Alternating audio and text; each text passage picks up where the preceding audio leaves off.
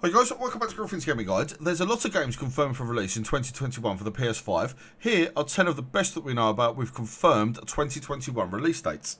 First up, we've got Returnal. Now, Returnal sees you play as Celine, the only survivor in a crashed spaceship that sees her on an alien planet for what seems to be an eternity, as every death you have will place you back at the crashed ship every single time, essentially allowing you to repeat the cycle through a procedurally generated world.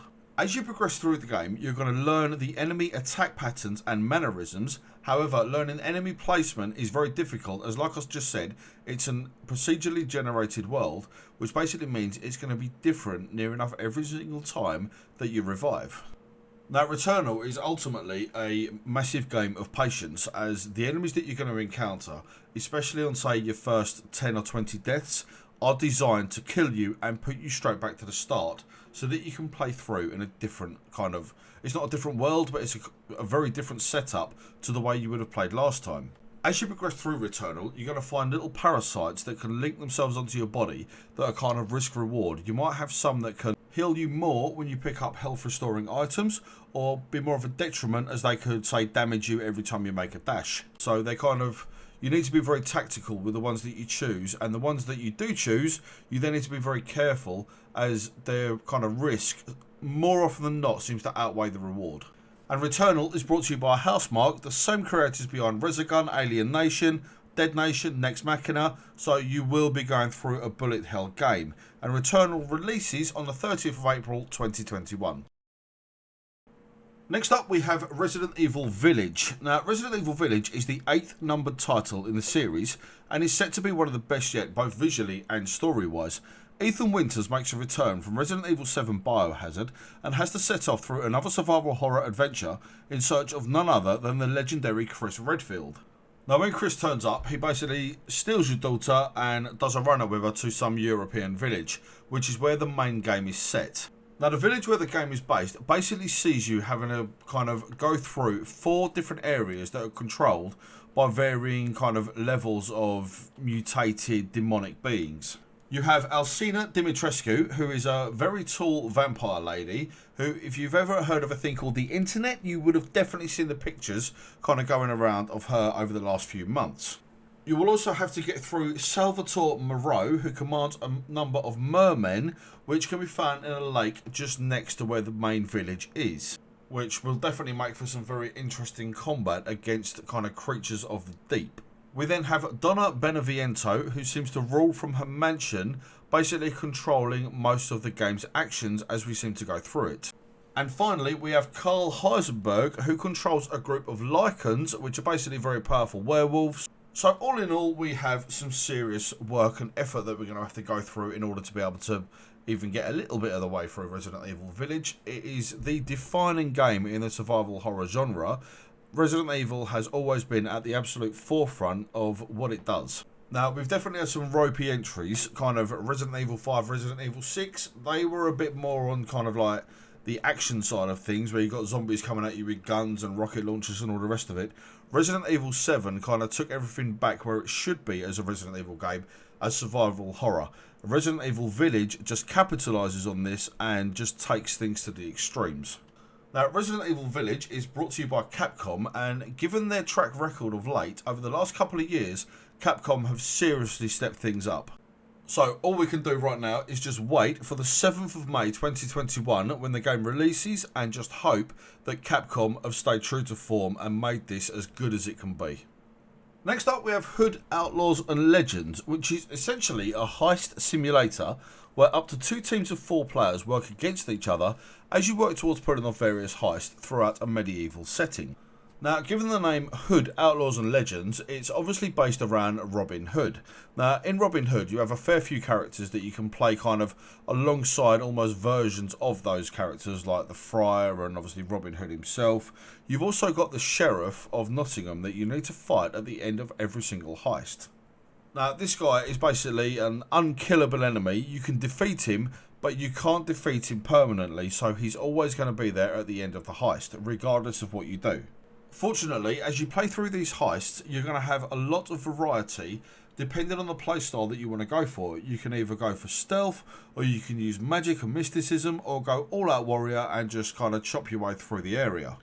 Now, given this is set in a medieval setting, the game is brutal. If you're a little bit squeamish, or you're not a fan of gore or anything like that, this isn't the game for you. However, if you like that sort of thing, you're going to find lots and lots to like here. Just as you can see on the trailer that's on here now, there's a good amount of graphical capability in the game. And given the fact that you can combine medieval combat with magic, I'm looking forward to this one, to be honest. It's going to be quite a good game as far as I'm concerned. And it releases on PS5 on the 7th of May. Next up, we have Subnautica Below Zero, which is the second game in the Subnautica series, and will have you diving under the kind of polar ice caps on the planet 4546b, the same planet that you were on the original Subnautica game.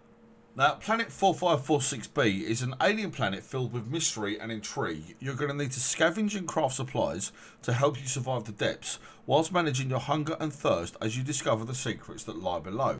There seems to be a very good variety of enemies and creatures that you're going to be able to interact or avoid depending on kind of how aggressive they are.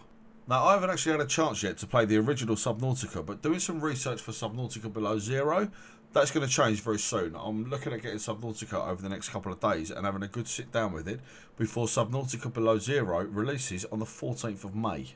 Just judging by this trailer alone on Subnautica Below Zero, the game looks like it could be a lot of fun. A lot of games these days seem to be taking themselves very seriously. Sony especially with the whole Days Gone 2 thing. I'm not going to get into that in this video. I'll save that for another one. But everything just seems to be kind of so serious on gaming. I like the fact that this game just seems to kind of... It just seems like it's going to be a good time. Do you know what I mean when you get that sort of vibe off of a game? Yeah, I'm definitely looking forward to Subnautica Below Zero. Next up, we have Necromunda Hired Gun, which is a first-person shooter set in the Warhammer 40,000 universe, so you can expect lots of action, lots of blood and gore, as well as a very smooth gameplay style, which sees you play through a fast-paced action-adventure game that offers endless customization options for your weapons. And one of my favourite things I'm looking forward to about this game, you get a cyber mastiff to help you sniff out threats and then go off and eliminate them as brutally as you want to. Any game that can offer me a cyber-enhanced dog that I get as a companion throughout the game, it's already got my money. I'm there. I'm sold. I wouldn't even need a gun. I'm just happy that I get a dog by my side. However, you do get a gun, and in fact you get lots of guns in this game. Obviously, being a Warhammer 40,000, it's kind of all about the weapons, all about the killing. What more do you want for a game in 2021? The game itself releases on the 1st of June. And whilst we're on the subject of blood and gore, we've got Chivalry II, which is an MMORPG style game that sees you taking control of any of the 4 main classes as you fight your way across the battlefield in a medieval style setting, bringing you a plethora of weaponry, gore and action as you slash your way to victory across the battlefield. Now, you'll basically control the battlefield with a first-person medieval perspective, giving you a very up-close and personal look at your opponent's limbs being severed as you either siege a castle or carve your way across the areas that you're going to be presented with. Chivalry II looks to have made a fantastic effort of kind of taking a medieval game and just running with it and being as medieval as it can be. If you find a two-handed sword, you can pick it up and go to town on people. If you find a shield, you've got more chance of surviving a bit longer. Or you can get a mace or unleash a volley of arrows. The choice is kind of yours, depending on what you find. And there is a lot to find as you make your way through this brutal game. If you've got a weak stomach, you might want to turn the gore down a little bit. Play it in black and white, maybe that might help you out. Either way, the game releases on the 8th of June. Next up, we have Ratchet and Clank Rift Apart, probably one of the most anticipated games that has been around for PlayStation for a long time. Now, Ratchet and Clank Rift Apart will see you play as Ratchet, Clank and a new female Lombax, Rivet, as you traverse interdimensional portals in your quest of taking down Nefarious, who has essentially mastered interdimensional travel.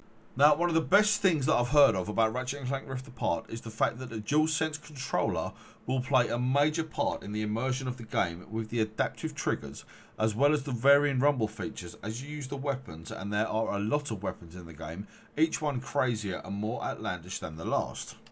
If you haven't played a Ratchet & Clank game, please leave the video, go and play one, and then come back, because you need to have that experience in your life as a gamer. Ratchet and Clank is such a classic series. You've got your Jak and Daxters, you've got kind of like your Crash Bandicoots, all your old style platform games. Ratchet and Clank kind of took the formula for all of those games and just multiplied it, chucked in a few weapons, and just basically perfected the formula for this style of game. Now, I've always been a very big fan of the Ratchet and Clank series, and when Ratchet and Clank Rift Apart drops on the 11th of June, let's just say I've already booked some holiday away from the family and everything else going on. Next up, we've got Scarlet Nexus. Now, Scarlet Nexus will have you play through an interweaving story with two main characters in a Japanese anime setting as you fight off the Others as part of the Other Suppression Force, or the OSF as it's going to be called throughout the game. Now, you're basically supercharged with psychic telekinetic abilities, allowing you to control the environment around you, giving you a nice edge over your opponents. Now, the two players that you're going to get to play through the game as are Yuito Samarugi and Kasani Randall. I've probably said both of them names wrong, I'm very sorry. You can essentially upgrade your characters as you go through by accessing something called the Brain Map, which is essentially the skill tree in the game, giving you access to much more powerful abilities, allowing you to control more of the environment that's around you. The enemies that you're going to be fighting against in Scarlet Nexus are basically immune to normal human damage, so it's up to your two characters to be some of the only people on the planet, due to some psychic implants in your brain, that are going to have the strength in order to take them down. And personally, I'm quite a big fan of games that do kind of Japanese anime when they do it properly, and Scarlet Nexus definitely looks like they've got a very good formula on the go here. If you want to check out Scarlet Nexus, the game will release on PS5 on the 25th of June. Next up, and here at Griffin's Gaming Guys, there's no way I could leave this game off the list, is F1 2021, the official video game. I'm well aware that a lot of you lovely subscribers out there that have subscribed to our channel, and thank you very much for that, guys, I do appreciate it, have done so because of our F1 2019 and F1 2020 guides. Now, F1 2021 is coming with 3 new tracks: Jeddah, which is the street circuit in Saudi Arabia; Portimao, which again, I've probably said that wrong, my apologies, is a very technical track in Portugal; and the world famous Imola is coming back to the F1 calendar this year, so it's only right that we're going to find it in the game as well. Now, in addition to the tracks, we're also getting a brand new career mode, Breaking Point, which gives you 2-player co-op as you race to become the very best F1 driver there ever has been. There's also so much more to enjoy with the F1 2020 release that's coming out. Now, I'm going to insert a card just here detailing an article that I've put up on the website, basically giving you a good breakdown of all of the features that you're going to be able to find that we know about so far in F1 2021, which releases on the 16th of July. And finally on our list, we have Life is Strange True Colours. Life is Strange True Colours will be the third entry in the Life is Strange series, and this time you will play through as Alex Chen, a troubled young lady with the ability to control, suppress and absorb the emotions of people around her. Now, unfortunately, Alex Chen has recently suffered the loss of her brother, and the decisions that you make throughout the story will basically determine how she will then deal with that loss. The game is evolving around you the entire time. If you decide to help someone, they might be there for you later on in the game. If you decide to kind of leave someone to it and something unfortunately happens to them, then they obviously won't be there to potentially help you out later on in the game. If you've played either of the other two Life is Strange games, you'll know what to expect here. You kind of get, like I say, a troubled young lady who's dealing with the loss of her brother, impacting the world around her while she's trying to discover and control her new powers that she's found. And Life is Strange True Colours releases on the 10th of September, and I'm very much looking forward to the game. So then, guys, that's our top 10 list of the games that have got confirmed release dates for 2021. Obviously, there's no Far Cry 6, no Dying Light 2, anything like that, because the games have been pushed back, and I can't actually confirm if they're going to come out in 2021. All 10 of these games have got confirmed, locked-in release dates as things stand now. But given the state of some of the games that have been coming out lately, if these guys need any more time to actually get the game perfected and finished off, I'm really not fussed if they push the game back, to be honest. I'd much rather wait 6 months, a year, 2 years, 10 years, whatever, it doesn't matter, than have some broken lump of rubbish that gets released that we all end up going out and paying £60, £70 for, that basically is just there to support a cup of coffee at the end of the day. But of course, games have release dates, and that's that. So then, guys, I'd just like to say thank you very much for watching. If you like what you see, please hit the like button. Let me know down in the comment section what you think of our top 10 of games coming out in 2021. If you've got anything that you think I should have added to the list, shout at me down in the comment section. Also, whilst you're down there, ensure that you subscribe to Graffiti Gaming Guides and hit the notification bell so that you don't miss out on any of our future content. I'll see you on the next one. Take care.